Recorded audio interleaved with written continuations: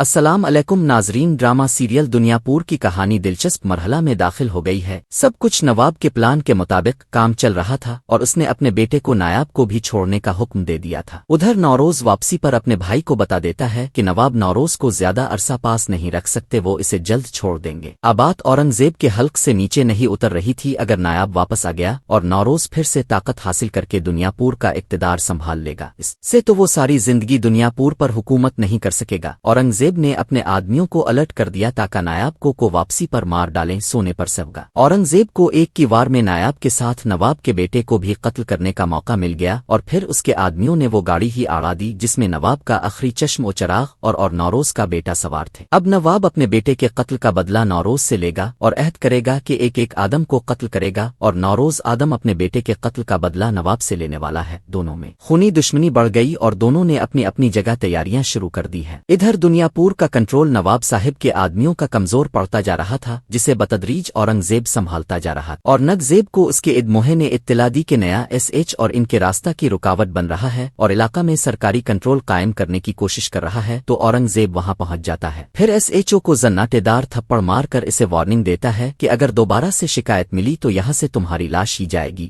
SHO بے چارگی سے اورنگزیب کو دیکھتا رہ جاتا ہے، کیونکہ اس کے اپنے سپاہی اس کے ساتھ دینے کو تیار نہ تھے۔ ادھر نایاب کی لاش جب گھر پہنچتی ہے تو گھر میں کوہرام مچ جاتا ہے۔ نوروز بہت افسردہ ہوتا ہے، یہ دیکھ کر اس کی ماں اس کے پاس آتی ہے تو صبر کی تلقین کرتی ہے، تو جواب میں نوروز کہتا ہے کہ تنکا تنکا کر کے سب بکھر گیا ہے، طاقت میری چلی گئی، اس وقت دنیا پور کے لوگ مجھے انسان نہیں جلاد سمجھ رہے ہیں۔ جس پر نوروز کی ماں اپنے بیٹے کو دلاسا دیتے ہوئے کہتی ہے کہ ایک اور بیٹا دنیا پور پر قربان ہو گیا تو کیا ہوا؟ یہ سن کر نایاب کی ماں کے تن بدن میں جیسے آگ لگ جاتی ہے اور چیختی ہوئی اپنی ساس کو کہتی ہے کہ بیٹا میرا گیا، بیٹی میری گئی ہے، اب کا کیا گیا؟ اب ماں نہیں ڈائن ہے، ڈائن جب غدار گھر میں موجود ہو تو گھر والوں کو میتیں سنبھالنے کے علاوہ کسی کام کا ہوش ہی نہیں رہتا۔ ادھر دادی شامیر آدم کے پاس آئے گی اور اسے کہے گی کہ زندہ رہنے کے لیے اپنے باپ کا ساتھ دو گے یا خاموش رہ کر نواب کا ساتھ دو گے؟ شامیر کہے گا کہ دنیا پور کے لیے میں مرنا نہیں چاہتا اور نہ ہی اپنے باپ کے لیے دنیا پور حاصل کرنا چاہتا ہوں۔ دوسری طرف نواب موجود تھا جو ادام اور اس کی تمام فیملی کے خون کا پیاسا بن چکا تھا، اس سے مقابلہ کیے بنا دنیا پور میں زندہ بھی نہیں رہا جا سکتا۔ شامیر اب اپنے اور اپنی فیملی کے لیے میدان میں الف ترے گا۔ ناظرین، آنے والی قسط میں نوروز کو علم ہو جائے گا کہ اس کے گھر میں اس کا بھائی ہی غدار ہے۔ کمنٹس میں اپنی رائے ضرور دیجیے، اور اگر ہمارے چینل پر نئے ہیں تو سبسکرائب بھی کر دیجیے گا۔ شکریہ۔